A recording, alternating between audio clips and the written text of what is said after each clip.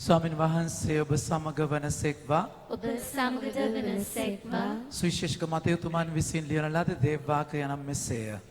ස්වාමීන් වහන්සේට මහිමය වේවා. ජේසුස් වහන්සේ නැවතත් කතා කොට මෙසේ වදාළසේක. මේ උපමාවත් අසන්න.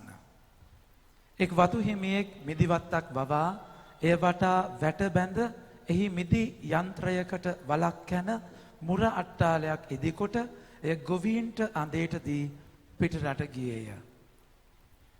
අස්වැන්න කාලය ලං වූ කල ඵලදාවෙන් තම කොටස ගන්නා පිණිස ඔහු තම දාසයන් ගොවීන් වෙත යැවීය. එවිට ගොවීහු ඔහුගේ දාසයන් අල්ලා එකෙකුට තැළුහ, එකෙකුට මැරුහ, තවත් එකෙකුට ගල් ගැසූහ. යලිත් ඔහු මුලින් යැවූ අයට වඩා දාසයන් වැඩි ගණනක් යැවීය. ඒ ගොවීහු ඔවුන්ටත් පෙරසේම කළහ. අන්තිමට ඔහු මගේ පුතණුවන්ට ඔවුන් ගෞරව කරනු ඇතැයි කියා සිය පුත්‍රයා ඔවුන් වෙත යැවීය. ඒත් ගොවීහු පුත්‍රයා දැක මේ උරුමකාරයාය එන්න මොහු මරා දමා ඔහුගේ උරුමය පැහැර ගන්නමුයි ඔවුන් අතර කතා කොට ඔහු අල්ලා මිදිවත්තෙන් පිටතට දමා මැරූහ. එන් ස්වාමියා ආකල ඒ ගොවීන්ට කුමක් කරනු ඇද්ද? ඔහු කතා කොට ඔහේ නපුරු මිනිසුන් දරුණු ලෙස විනාශ කොට නියම කන්නේදී තමාගේ අස්වැන්න කොටස දෙන වෙන ගොවීන්ට මිදිවත්ත බාර දෙනු ඇතැයි කීය. ජේසුස් වහන්සේ ඔවුන් අමතා මෙසේ වදාළසේක. ගෘහ ශිල්පීන් ඉවතලූ ගලම කොනේ ප්‍රධාන ගල වී ඇත. මේ සමිඳුන්ගේ ක්‍රියාවකි. අපේ ඇස් සමුවෙහි එය විශ්මය ජනකය. යන ශුද්ධ ලියවිලෙහි ඔබ කවදාවත් කියවා නැද්ද? එබැවින් මම ඔබට කියමි, දෙවනාස්ගේ රාජ්‍යය ඔබ කෙරෙන් ඉවත් කොට එය නියම ඵල උපදවන ජාතියකට දෙනු ලබන්නේය. ස්වාමින් වහන්සේගේ ජීවනදායක සුභාරංශය නම් මෙසේය. ක්‍රිස්තුස් වහන්සේට ප්‍රශංසා වේවා. වාඩි වෙන්න ප්‍රේමාන්තනි.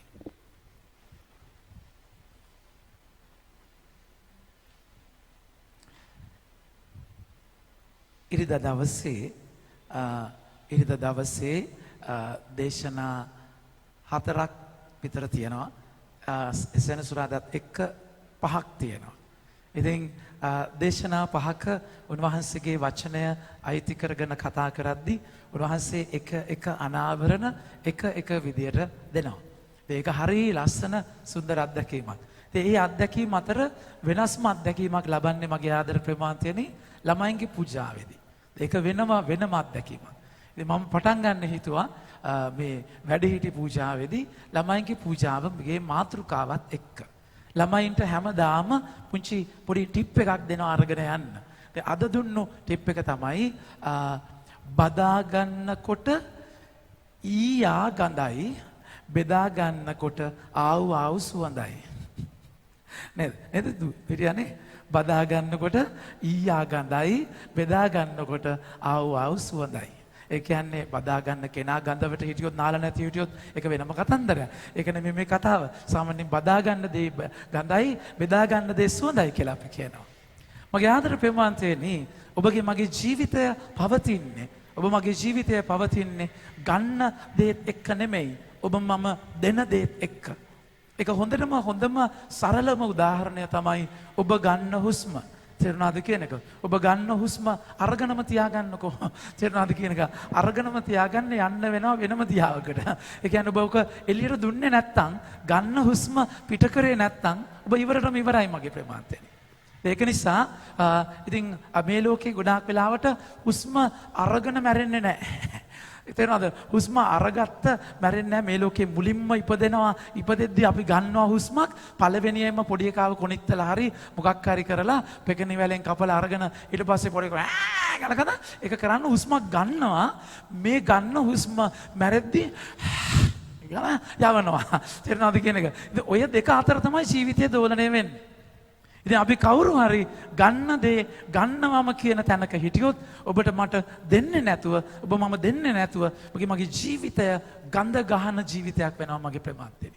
ස්වාමින් වහන්සේ අද ඔබව මාව ආශිර්වාද කරන විදිය ඔබ මාව ආශිර්වාද කරපු විදිය. ඒක අපි දකින්නේ පුරාණ ගිවිසුමේ පළවෙනි කියවීමේ ඊශ්‍රායල් ජනතාවව උන්වහන්සේ ද්විතීය නීති සංග්‍රහයේ 7 වෙනි පරිච්ඡේදයේ 7 වෙනි වගන්තිය බලන්න උන්වහන්සේ ඊශ්‍රායල් ජනතාවව තෝරගත්ත විදිය අපි දකිනවා. ඊශ්‍රායල් ජනතාව ද්විතීය නීති 7:7 ද්විතීය නීති සංග්‍රහයේ 7:7 උන්වහන්සේ කියනවා සම්විධානෝ මෙසේ සම්විධානන වහන්සේ ඔබට ප්‍රේම කළේ ඔබ තෝරාගත්තේ අන් සෙනගකට වඩා කියන්න ඔබ ගණනින් බහුල වූ නිසා නොවේ. ඔබ ගණනින් බහුල නිසා ඔබ වනාහි සියලු සෙනග අතරින් ඉතාම කුඩා ජනතාවකි. ඊටාම කුඩා ජනතාව. ස්වාමීන් වහන්සේ ඊශ්‍රායල් ජනතාව පුංචි අනිත් අය කවුරුත් ගණන් ගත්තේ නැති තැනකින් තෝරගත්තා. තෝරා අරගෙන එයාලව තෝරා අරගෙන උන්වහන්සේ මහා දයාබර විදියට බලාගත්තා. ඒක අපි සංකේතවත් කරනවා සුවිශේෂ ගත්කතුවරයා උන්වහන්සේ බයිබලීය ගත්කතුවරයා පුරාණ ගිවිසුමේ යෙසායා පොතේ 5 වෙනි පරිච්ඡේදයේ ඒ දයාබර සංගීතයේ කියනවා ඊශ්‍රායල් ජනතාව මිදිවැලක් වගේ මිදිවත්තක් වගේ ස්වාමින් වහන්සේ තෝරගත්තා. එතකොට ඒක සංගීතයේ අපි ගීතාවලියේ පිළිතුරු ගියේ හරි ලස්සනට දැක්කා. කොහොමද ඒ මිදිවත්තේ ඒ මම තමයි ඒ මිදි වැල උන්වහන්සේ තෝරගත්ත මිදි වැල මමයි. අර මිදිවත්ත මේ මිදි වැල මමයි. එතකොට ඒ තැනදී ස්වාමීන් වහන්සේ එතනින් තෝරා අරගෙන මොකද කරන්නේ? ඔබව මාව පැල කරනවා. උන්වහන්සේ ඔබ මාව කෑ කරන විදිය බලන්න. ඔබ මාව බලා ගන්න විදිය බලන්න.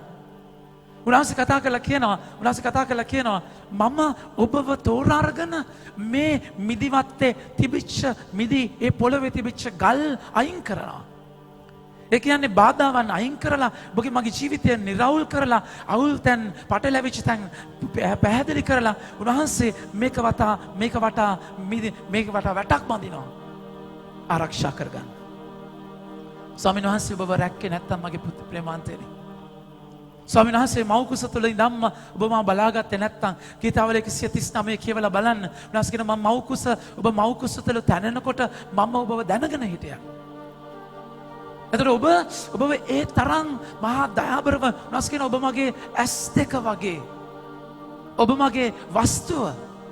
යෙසායා 43:4 උන්වහන්සේ කතා කරන්නේ ඒකයි. ඔබ මාගේ ඇස් හමුවේ යෙසායා 43:4 ගන්න වචනේ ඔබ මා ඇස් හමුවේ වටිනා වස්තුවක් වූ බැවින්ද නුඹලා මාගේ ඇස් හමුවේහි වටිනා වස්තුවක් වන බැවින්ද ගරු කටයුතුව සිටින බැවින්ද මා නුඹලාට පෙම් කරන බැවින්ද කොච්චර ආදරේද ඔබට මට. ඒක ඊශ්‍රායල් ජනතාව නෙමෙයි දැන් එතන ඉන්නේ ඔබයි මමයි මගේ ප්‍රේමාන්තය. ස්වාමීන් වහන්සේ මේ දයාබරව ඔබ මාව තෝරගත්තා. ඔබ මාව බලාගත්තා. ඒක මගේ ජීවිතේ මම නිරන්තරයෙන්ම අත්දකින දෙයක්. මගේ ආදර ප්‍රේමාන්තෙන එක මට මගේ තාත්තා කියපු කතාවක් එක්ක මම රායිති වෙන්නේ. මගේ තාත්තා යම්මා යවැස්ස නෑයෝ බ්ලඩ් රිලේෂන්ස් ලා. එතකොට එයා තාත්තා ඩොක්ටර් කෙනෙක් විශ්ච නිසා එයා ඒක දන්නවා ඒක තියෙන අවදානම් තත්ත්වය. අම්මා අපි 4 දෙනාම ඉපදෙනකොට තාත්තා ළඟ හිටියේ අම්මා ගාව. එයා ජේසුගෙන් එක දෙයක් ඉල්ලුවේ. ලොකු අවදානමක් ලේනෑකමක් එක්ක විවාහ වෙන චන ජානවල සමානතාවයත් එක්ක අංග විකල වෙන්න පුළුවන් දරුවෝ. තාත්තා ඉල්ලුවේ අතපය නැති කරන්න නැතු දෙන්න ස්වාමිනේ කියලා. තාත්තා කියනවා දරුවා හම්බ වෙච්ච ගමන්ම අතට ගත්ත ගමන්ම අත් දෙකයි කකුල් දෙකයි ඇස් දෙකයි කන් නහය දැක්කාම ස්වාමීන් වහන්සේට ස්තුති කරා. මම අබ්බගත වෙන්නේ නැති බිය කෙනෙක්. පොඩ අබ්බගත කතාවක් තියෙනවා වෙනම කතන්දරයක්. හැබැයි උන්වහන්සේ එම කරේ නැහැ. ඒක විද්‍යානුකූලව මගේ සම්භාවිතාවය වැඩි වුණා. ඔබට එහෙම නැතුව ඇති. හැබැයි ඔබවත් මාවත් ස්වාමීන් වහන්සේ රැක්කේ බලාගත්තේ. ඔබගේ මගේ ජීවිතයේ මගේ ආදර ප්‍රේමාන්තයනි මේ ඇඟිලි 5 තියෙනවා නේද? ඇඟිලි 10ක් තියෙනවා. ඒ ඇඟිලි වල පුරුකුත් තියෙනවා. මගේ ආදර ප්‍රේමාන්තයනි මහපට ඔබගේ පාදයේ චික්කිනි ඇඟිල්ල චූටි ඇඟිල්ල නැති වුණොත් ඔබගේ ජීවිත බැලන්ස් එක නැති වෙනවා. ඒ චූටි ඇඟිල්ලනොත් බැලන්ස් කරනවා ඔබ. මතක තියාගන්න. අපිට මේව මතක නැහැ. අපි මේව දන්නේ නැහැ. මගේ ආදර ප්‍රේමාන්තයනි අද ඔබ මේ වෙනකන් දැන් රාත්‍රී 7:40යි 7:35යි වෙලාව. අද උදේ නැගිට ඔබ මේ 7:35 වෙනකන් ජීවත් වුණේ කොහොමද? මගේ ආදර ප්‍රේමාන්තයනි පොල් ගහක් යටකින් ගියා නම් ගෑම් පස්සට එච්චර පොල් නැහැ. තේරෙනවද? පොල් ගෙඩියක් වැටෙන්න තිබ්බේ නැද්ද? දැන් ගම් පහ කොරෝනානේ. මගේ ප්‍රමාන්ත. එතකොට මේ හැම දෙයකින්ම ස්වාමින් වහන්සේ ඔබ බලාගත්තේ. උන්වහන්සේ ඔබ තෝරගත්තේ. ඔබ රකින්නේ බලාගන්නේ. ජීවිතේ පිස්සු නටන්න නෙමෙයි. ජීවිතේ විකාර කරන්න නෙමෙයි. ජීවිතේ ලෝකෙත් එක්ක දඟලන්න නෙමෙයි, කම්බුරන්න නෙමෙයි. ඔබගේ ජීවිතේ ඔබගේ බාබෙල් කොත් හදාගෙන ආත්මාර්ථකාමී ලෙස ඇඹුල් මිදි පල්ල දරන්න නෙමෙයි. ස්වාමීන් වහන්සේගේ වචනේ බලන්න. ඒ හදවතේ තියෙන කැක්කුම මතක තියාගන්න මගේ ප්‍රේමාන්තනේ. ඔබගේ මගේ දෙවියන් වහන්සේට දුක දැනෙන තාත්තා කෙනෙක්. හිතක් බබුවක් නැති ගල් ගෙඩියක් වගේ සීතල චරිතයක් නෙමෙයි. උන්වහන්සේට රිදෙනවා. ජේසුට රිදුනා. ජේසු ආවේ තාත්තා ගාවෙන්. ජේසුට රිදෙනවා නම් තාත්තට රිදෙනවා. ඔබ උන්වහන්සේ ගීත උන්වහන්සේ ජෙරමියා පොතේ කියනවා මගේ හදවත ඔබ ගැන කකියනවා. උන්වහන්සේට දැනෙනවා. ඒතර ඔබ මම අච්චර දේවල් කරලා වචනේ බලන්න. වචනේ උන්වහන්සේගේ සිත අඳුරගන්න. උන්වහන්සේ කතා කරලා කියනවා මගේ ආදර ප්‍රේමාන්තනි තව මම මොනවද ඔබට කරන්නේ? තව මම මොනවද ඔබට කරන්නේ? උන්වහන්සේ කතා කරලා කියනවා මේ මිදිවත්තට මම මෙච්චර දේවල් කරලා හැම දෙයක්ම කරලා. ඒ වචනේ කතා කරලා කියනවා ආරක්ෂා කරන්න තාප්පයක් බඳිනවා පාළුවා ඊට පස්සේ මොකද කරන්නේ? මේ හැම දෙයක්ම කරලා හතරවෙනි වගන්තිය මගේ මිදිවත්ත උදෙසා කියන්න. මගේ මිදිවත්ත උදෙසා මා කළ දෙයට අමතරව මා කළ දෙයට අමතරව තවත් කිසිවක් කරන්නට තිබුණේද? තවත් කිසිවක් කරන්නට තිබුණේද? මෙච්චර කරලා ඇයි පළ දරන්නේ නැත්තේ? පළ දරනවා මගේ ප්‍රේමාන්තනි. හැබැයි ඇඹුල් වල් මිදි පළ අරමුණක් නැති ජීවිතේ ප්‍රතිඵල. මම දේවල් ගොඩාක් කරනවා. මාර්තා වගේ දුව වැඩ කරනවා. ගොඩාක් දේවල් මේ ලෝකයේ තුල ඔබ අචීව් කරනවා. හැබැයි දේව රාජ්‍යයට කිසිම දායකත්වයක් නැහැ ඔබ ලබන දෙයක්. ඔබගේ ප්‍රොමෝෂන් එකෙන් ඔබගේ පට්ටන් ලාඩම් වලින් දේව රාජ්‍යයට ලබන දෙයක් නැහැ. උනාසික කියන්නේ ඇඹුල් මිදි පළ දරන්න නැත්තේ නෑ. පළ තියෙනවා. එළියෙන් බලද්දි ෂෝක් බල්බ් වගේ එල්ලි තියෙනවා මිදිව. ඔබ වැඩක් නැහැ. වැඩක් නෑ. ඔබ මම මොනවා කරත් වැඩක් නෑ. ස්වාමින් වහන්සේ තුල ස්වාමින් වහන්සේගේ කැමැත්ත ස්වාමින් වහන්සේගේ සැලැස්ම ඔබගේ ජීවිතේ වෙන්නේ නැත්නම් මගේ ආදර ප්‍රේමවන්ත එකයි මතති මගේ 7 වෙනි පරිච්ඡේදයේ 21 වෙනි වගන්තිය කතා කරලා කියන්නේ ඔබට ස්වාමිනී සියාම මගේ පියාණන් වහන්සේගේ කැමැත්ත කරන අය මිස මට ස්වාමිනී යයි කියන ස්වාමිනී යයි කියන සියල්ලෝම ස්වර්ග රාජ්‍යයට ඇතුළු නොවන්නෝය. ඒ දවසේදී වචන ගන්න. ඒ දවසේදී බොහෝ දෙනෙක් ස්වාමිනී අපි ඔබේ නාමෙන් දිවස් වැටි නොකීම්ද? ඔබේ නාමෙන් දුෂ්ට ආත්මයන් දුරු නොකළෙමුද? ඔබේ නාමෙන් නොඑක් ප්‍රබල ක්‍රියා නොකළෙමුද? මිදි තියෙනවා. හැබැයි උනාස් කියනවා මට කියනවා ඇත. එවිට මම කිසි කලක ඔබ නොහැඳුනේ මේ දුදැනනි මා වෙතින් ඉවත්ට යන්න. රිලේෂන්ෂිප් එකක නෙමෙයි. ජීවිතේ ඔබට කරන්න ඕන දේ කරගෙන යනවා. ඒ බාබෙල් කොත නියමට හදාගෙන ගියා. හැබැයි ඇඹුල් මිදිපළ මගේ ප්‍රමාන්තේ. ස්වාමීන් වහන්සේ සමහර ඔබ ගැන මම ගැන කලකිරිලා. ඔබගේ පෞල් ජීවිතය මගේ පූජක ජීවිතය ගැන කලකිරිලා. උන්වහන්සේට වේදනයි මෙච්චර දේවල් කරලා මෙයාලා මේකද කරන්නේ. ඔබට කොන්ෆිඩන්ට් එකක් තියෙනවා නම් ඔබ කොන්ෆිඩන්ට් නම් කොන්ෆිඩන්ස් එකක් තියෙනවා නම් ඔබට නෑ එහෙම නැහැ කියලා මම ඔබට අනතුරුවක් දෙනවා. මගේ ආදර ප්‍රේමාන්තයනේ ජීවිතේ සැහැල්ලුවට ගන්න එපා. උන්වහන්සේ බලාපොරොත්තු වෙන දේ කරගන්න බැරුව දඟලන චරිත අපි. ඒ දඟලන දේ දඟලනවා කියලා දන්නේ නැතුව අපි සාධාරණීකරණය කරද්දී පරිසිවරු නායක පූජක විනයදරයෝ හිතුවේ ඒගොල්ලන්ටයි ගැලවීම ඊශ්‍රායල් ජනතාව හිතුවේ ඒගොල්ලන්ව තෝරගත්තා ඒගොල්ලන්ව අභිෂේක කරා එහෙනම් කිසි අවුලක් නැහැ හැම දෙයක්ම හරි කියලා. එයාලා හිතන විදිය සම්පූර්ණයෙන් වෙනස්.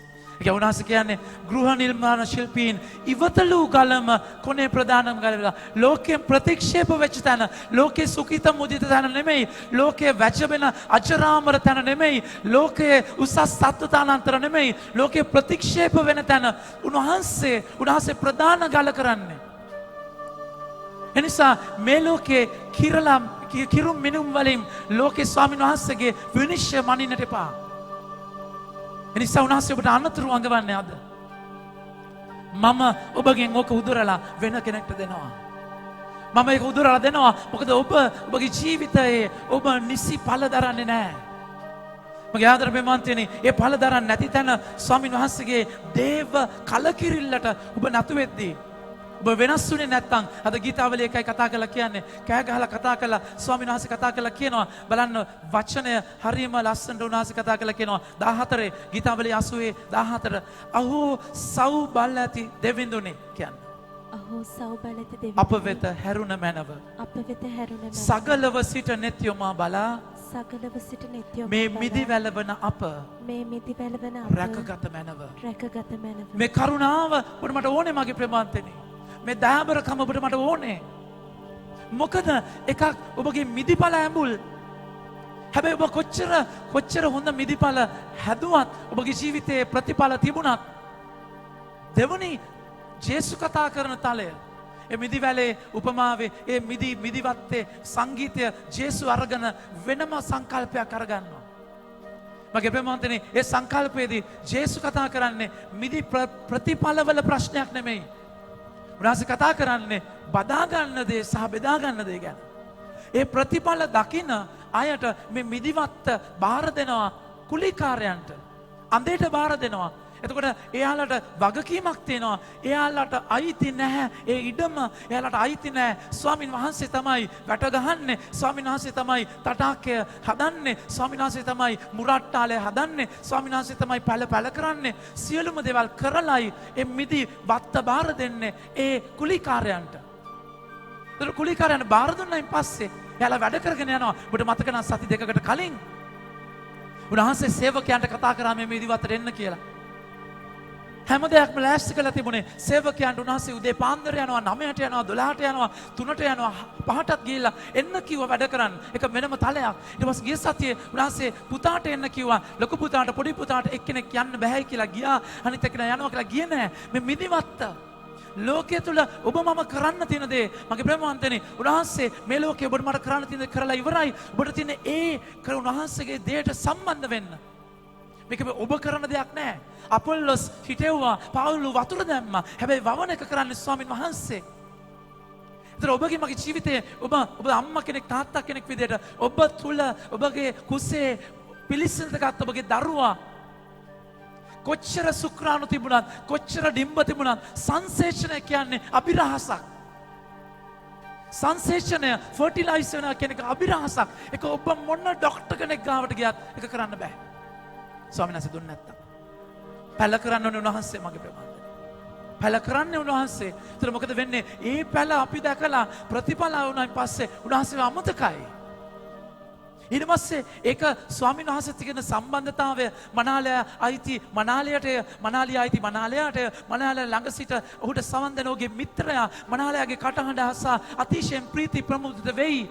ජොම් 3:29 උන්වහන්සේ කතා කරලා කියන්නේ ඒකයි. මගේ ප්‍රීතිය තියෙන්නේ උන්වහන්සේත් එක්ක කනෙක්ෂන් එකේ නෙමෙයි. මගේ ප්‍රීතිය තියෙන්නේ ප්‍රතිඵලත් එක්ක. ඒතර ප්‍රතිඵල වලට කෑදර වෙලා ප්‍රතිඵල මගේ කරගෙන ඒවා මම මේ ලෝකේ හදාගන්න උරුමයක් කරගන්නවා. ඒ උරුමය ස්වාමීන් වහන්සේට අයිතිය දෙන්න නැති තැන කරුමයක් වෙනවා. මගේ ආදරේ මාන්තියනි. අයිතිය දෙන්න නැති ජීවිතේ තේරුමක් නැහැ. ඔබ ඒකයි දෙවනි ප්‍රශ්නය ස්වාමීන් වහන්සේ කියන්නේ ඒකයි. මිදිවත්තේ අයිතිය ඉල්ලද්දී ඒගොල්ලන්ට දිරවන්නේ නැහැ අය. එයාලට ඕනේ ඒතකොට ස්වාමීන් වහන්සේට අයිතිය දීලා අර ටැලන්ට් උපමාව බලන්න. ස්වාමීන් වහන්සේ එක්කෙනා ටැලන්ට් 10ක් දෙනවා, 5ක් දෙනවා, 1ක් දෙනවා. 10ක් දීපු කෙනා මොකද කරන්නේ? ඒක 20ක් කරගෙන දුවගෙන ඇවිල්ලා ස්වාමියාට කියනවා. ඔක්කොම බාර දෙනවා. එතන ජොයි එක තියෙන්නේ. ගෝලයෝ 72 දෙනා සේවයට ගිහිල්ලා දුවලා ඇවිල්ලා ජේසුට කියනවා අපි මෙහෙම කරා. එතනයි ජොයි එක තියෙන්නේ. ඒකයි තෙරේසා මෞතුමිය කියන්නේ not to be successful but to be faithful. ප්‍රතිඵල වලින් ජීවිතය මනින්නට එපා. ඔබ අයිතිය ඔබ මේකත් පර්ෆෝම් කරනවා, මේකත් සාර්ථකයි, අරකත් සාර්ථකයි. ඒක නෙමෙයි ස්වාමීන් වහන්සේට ප්‍රසන්න තැන. ඔබගේ ජීවිත අයිතිය ඔබට උන්වහන්සේට දෙන්නේ නැතිව ඔබ ගොඩ ගහ ගන්න දේ තුල කිසිම තේරුමක් නැහැ. මගේ ආදර ප්‍රේමන්තයනි, අයිතිය ඉල්ලන චරිතවලට අපි කැමති නැහැ. ඒකයි උන්වහන්සේ සේවකයන් වෙවන්නේ. දැන් මේක මතයතුමා ලියන්නේ ජුදා ජාතිකයෝ ඒගොල්ලන්ගේ ඉතිහාසයේ පැටිකිරිය හොඳට දැනගෙන හිටියා. ඒතර එක්සැක්ට්ලි මිදිමත් උපමාව ගැන කතා කරද්දී ඒගොල්ලෝ දන්නවා මේක යෙසායා 5 කියනක ඒගොල්ලන්ට ටක් ගාලා උලුට එනවා. මොකද සිනගෝගේ ඒගොල්ලෝ දේව වචනේ හදාරපු නිසා. ඊට පස්සේ සමහර දිවසිවරුන්ට ගල් ගැහුවා කියද්දි ඒගොල්ලෝ ටක් ගාලා දන්නවා ගල් ගැහුවේ ජෙරමියාට කියලා.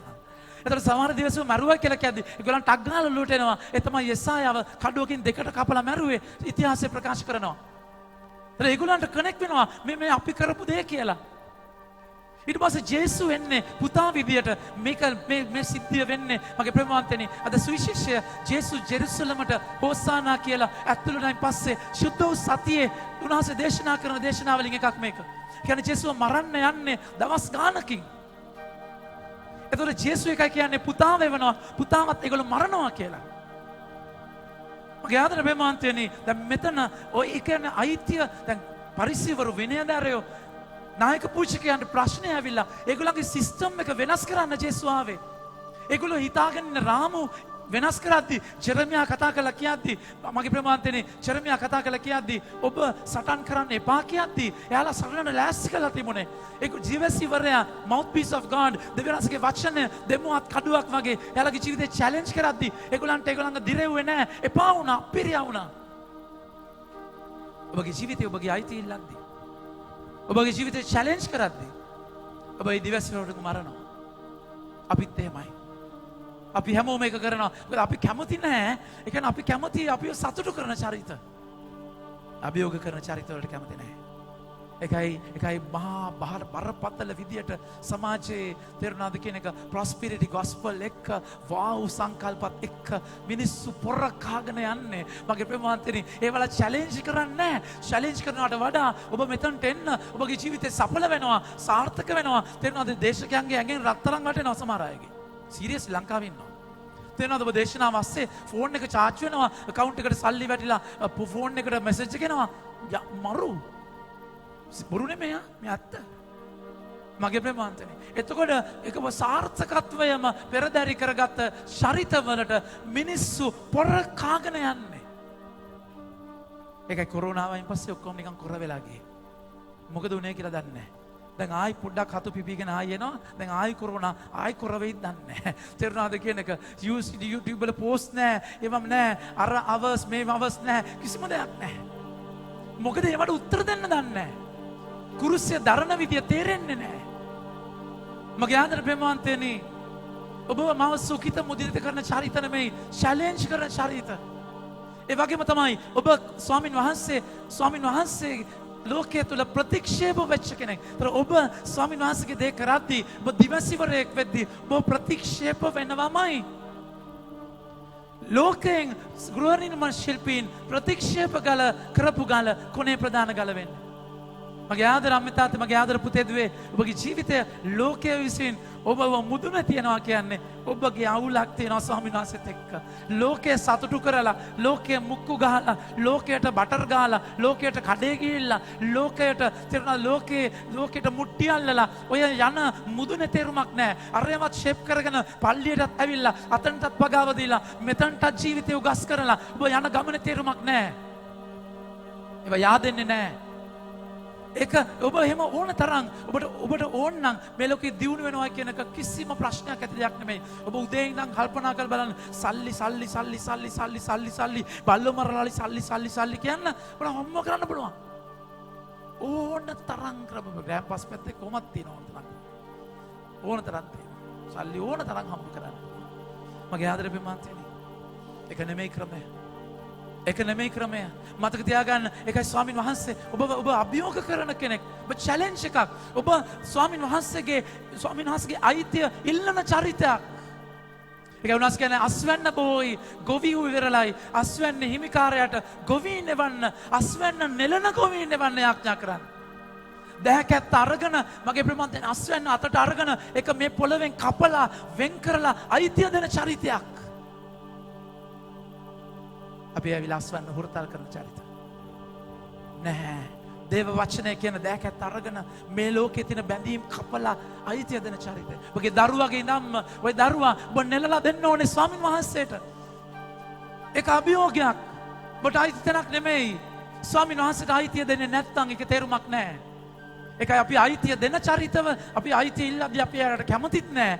අපේ ජීවිතයේ අපි ස්වාමීන් වහන්සේගේ වචනය දේශනා කරන තැනකත් නැහැ. ඒ උන්වහන්සේ අද දැන් කතා කරලා කියන්නේ. ඒ තැන ගඳයි. ඔබ මොන දේ උපදවවත් වැඩක් නැහැ. ස්වාමීන් වහන්සේට දෙන්න දේ දුන්නේ නැත්තම්. මගේ ආදරේ ප්‍රමාන්තනේ අපි දකිනවා උපත්ති කතා පුතේ 11 වෙනි පරිච්ඡේදයේ උන්වහන්සේ කතා කළා කියනවා මෙල්කිසදෙක් කියන චරිතය. මෙල්කිසදෙක් කියලා කියන්නේ කොහෙන්ද ආවේ කොහෙන්ද යන්නේ කියලා දන්නේ නැති පැටිකිරියක් නැති රජ කෙනෙක්. එයාව හම්බ වෙනවා ආබ්‍රහම්ට. ආබ්‍රහම් යාට 10න් කොටස දෙනවා. පුරාණේ අපි දකිනවා මේ 10න් කොටස සංකල්පය හැමෝ කෙනෙක්ම දුන්නා. හැබැයි නව ගිවිසුම මේක එහෙම දෙයක් නෙමෙයි තියෙන්නේ. නව ගිවිසුම අපි දකින්නේ මුල් කිතුණු සභාව මුළු සන්තකයම ස්වාමීන් වහන්සේගේ පාමුල තියෙනවා. මුළු ජීවිතයම ස්වාමීන් වහන්සේගේ පාමුල තියෙනවා. මගේ ආදර අම්මේ තාත්තේ මගේ ආදර පුතේ දුවේ ස්වාමීන් වහන්සේ ඔබට දුන්නු දෙයින් ඔබ ජේසුට දෙන්නේ මොකක්ද? ඒක ඔබ දෙන්න තියෙන දෙයින් මුලින්ම ඔබට දෙන්න තියෙන මොකක්ද? හැම දෙයකටම කලින් ඔබ ජේසුට දෙන්න තියෙන 10න් කොටස මොකක්ද? ඔබගේ වෙලාව. ඔබ ජීවත් වෙන්නේ කාලයක් පරාසයක් ඇතුලේ. ජේසුට ඔබ දෙන්න වෙලාව. ඔබ ජේසුට දෙන්නේ නැත්නම් හොඳම සහ මුල්ම වෙලාව ඔබ ජේසුට දෙන්නේ රොඩ්ඩක් නම් ඔබගේ අස්වැන්නේ තේරුමක් නැහැ. මගේ ආදරේ විමන්තනේ ජේසුට ඔබගේ දවස ෂෙඩියුල් වෙන්නට ඕනේ. ඔබගේ ජොබ් එක ඔබ උයන දේ ඔබ යන තැන ඔබගේ කාර්යයක් නෙමෙයි. දවස ෂෙඩියුල් එකේ ප්‍රයොරිටි එක ප්‍රධානම තැන ප්‍රමුඛ තැන වෙන්නට ඕනේ. ජේසුට ඔබ දෙන වෙලාව. ඔබ ඒ දෙන්නේ නැත්නම් ඔබගේ අස්වැන්න ගඳයි මගේ ප්‍රේමන්තනේ. ඔබ දවසේ මොනවා කරත් වැඩක් නැහැ. මාර්තා වගේ දඟලලා අරේ දුවලා මේ දුවලා වැඩ කරලා තේරෙනවද ගොඩක් කරනවා. ජේසුස්ගේ අවශ්‍ය එක දෙයයි මරියා වඩා යහපත් දේ තෝරගෙන ඇත. අයගෙන් එය කිසිවෙක් උදුර ගන්නේ නැත. අනිත් ඒවා කාම කනවා, ගුල්ල ගන්නවා, හොරු අරගෙන යනවා. මරියාගේ දේ උදුර ගන්නේ නැහැ. මගේ ආදර ප්‍රේමන්තනේ එකයි මෙතන අත්‍යවශ්‍ය දේ. ඔබ ස්වාමින් වහන්සේ ඔය අස්වැන්නේ හොඳම තැන ස්වාමින් වහන්සේට දෙන්න. ඔබගේ මගේ හැකියාව, දක්ෂතාවය මේ හැම දෙයක්ම ජේසුට ඔබ මුලින්ම අවදි වෙන්න. මේක මට ස්වාමින් වහන්සේ දුන්නේ. උන්වහන්සේ දුන්නු දේ තුල මම මොනවද උන්වහන්සේට ආපහු දෙන්නේ? උන්වහන්සේ කියනවා මම ඒක උදුරලා අරගෙන මං අනිත් අයට දෙනවා. උන්වහන්සේ කතා කරලා කියනවා මෙච්චර කරලා මම එයාලා ඇඹුල් මිලිපල දරද්දී මම වැට ගලවනවා. මම වල් සතුන්ට එන්න දෙනවා. මම වහල් අහස වහලා වැස්ස නතර කරනවා. එයාලගේ ඉඩම් පාළු වෙන්න දෙනවා. ඒ මම ආදරය කරපු තැනම මම වේලෙන්න දෙනවා. ඒක ඇවිල්ලා පලි ගන්න නෙමෙයි මගේ ප්‍රමාණය. සමහර තැන්වල අපිට කොනිත්තන්නට ඕනේ අවිද වෙන්න. සමහර දැන් අපි සස්ත්‍රීකව සපල වෙලා තියෙද්දි අපේ ඇස් ඇරෙන්නේ නැහැ. ඌරු කෑම කාලා කිසිවක් දුන්නේ නැහැ කියලා වචනේ කියනවා.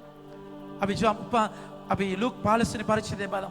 වචනය ගන්න හරිම ලස්සනයි මේ වචනය. උන්වහන්සේ කතා කරන මේ ඇස් ඇරීම අකිකරු පුත්‍රයාගේ උපමාවේ මෙන්න මේ වචනය ඒ විදිහටම උන්වහන්සේ අපිට කතා කරලා කියනවා. උන්වහන්සේ 16 වෙනි වගන්තිය ඌරන් කරල් වලින් උවද තමන් කුස පුරවා ගන්නට ඔහු කැමති වේ. කිසිවෙක් ඔහුට කිසිවක් නොදුන්නෝය. කිසිවක් නොදුන්නු තැන ඒ අහේනිය, ඒ දරිද්‍රතාවය, ඒ වේලිච්ච යායට මොකද වෙන්නේ? එවිට ඔහු හරි සිහි කල්පනාවට පැමිණ කියන්නේ. එවිට ඔහු හරි සිහි කල්පනාවට පැමිණ. කිසිවෙක් දෙන්නේ නැති තැනයි ඔබ මම අවදි වෙන්නේ. ඒකයි උන්වහන්සේට කේන්තියට සත්තු එවනවා නෙමෙයි. උන්වහන්සේ සත්තු කුලප්පු කරලා එවන්නේ නැහැ. වැට ගලවන්න විතරයි ඕනේ. උන්වහන්සේගේ අත ගන්න විතරයි ඕනේ. එක මොහොතකට උන්වහන්සේ වාස භවනයට ගිහලා දොර වහගන්න විතරයි ඕනේ. මුළු ලෝකයක්, ලක්ෂයා, ලෝකයා මාංශයා ඔබව උතුර ගන්න බලාගෙන ඉන්නේ. ස්වාමීන් වහන්සේගේ රැකවරණය නැතුව උන්වහන්සේ නගරේ රකින්නේ නැතිනම් පරිශ්‍රමය අපතේ. මගේ ප්‍රේමාන්තනි ඔබ මොන CCTV කැමරා දැම්මත් මොන බුල්ඩොග් ඇල්සේෂන් ඕනම සේෂන් එකක් දාගන්න මොන සතා තියාගෙන හිටියත් මොන ආරක්ෂාව තිබුණත් ස්වාමීන් වහන්සේ ඔබව බැලුවේ නැත්තම් ඔබට පුළුවන් ඔබව රකින්න. මගේ ආදර විමාන්තියනේ උනාස් කියලා මම මගේ අත ගන්නවා. මොහොතකට ගන්නවා. ඔබට පහර වදින්න මන් දෙනවා. මොකද එහෙම වැදුනහම අපේ ඇස් ඇරිලා වැදුනහම ඇස් ඇරිලා උන්වහන්සේ කතා කරලා කියනවා ගීතාවලිය හරි ලස්සනට බලන්න. මට හරිසිකල් ස්වාමීනි ආයි මගේ දේහා බලන්න 15 වෙනි වගන්තිය ගීතාවලිය 80:15 ඔබේ දකුණතින් කියන්න ඔබේ දකුණතින් රෝපණය කළ දේ සැලකුව මැනව ඔබටම සවිමත් කර දේ ඔබට මම සවිමත් කරගත් දේ බැලුව මැනව අපේ සතුරෝ එය කපා ගින්නේ පුලුස්සා දැමෝය ඔබේ බැල්ම හරි ඊට පස්සේ බලන්න ඔබේ හස්තය ඔබේ දකුණු පස්සේ සිටින සමාවෙන්න 18 එවිට අපි කවදාවත් කියන්න එවිට අපි කවදාවත් ඔබට පිටුපා නොයන්නෙමු ඔබට පිටුපා නොයන්නෙමු ඒ පාළු වෙලා නාස්ති වෙලා කවදාව කවුරුත් කිසි දෙයක් නොදුන්නු තැන උන්වහන්සේ ඔබගේ මගේ ජීවිතයට එද්දී අපි ඒ අවදිය ඔබගේ මගේ ජීවිතයට එනවා. මගේ ආදර ප්‍රේමාන්තයනි ඒ ස්වාමින් වහන්සේ ඒ ස්වාමියා මොකද කරන්නේ තමුන්ගේ සේවකයන්ට මරලා සමුගේ සේවකයන්ට ගල් ගහලා තව වැඩිපුර සේවකයෝ තවලා එයාලවත් මැරුවායින් පස්සේ තමුන්ගේ එකම පුතාව ඒ වගේ ගුබ්බෑමකට යවන්න ඒ මර උගුලකට යවන්න තරම් ඒ ස්වාමියාට ඔළුවක් නැද්ද? ජේසු ඇයි ඒක කියන්නේ? ජේසු කෙලින්ම කියන්නේ ජේසුගේ ජීවිතය ගැන.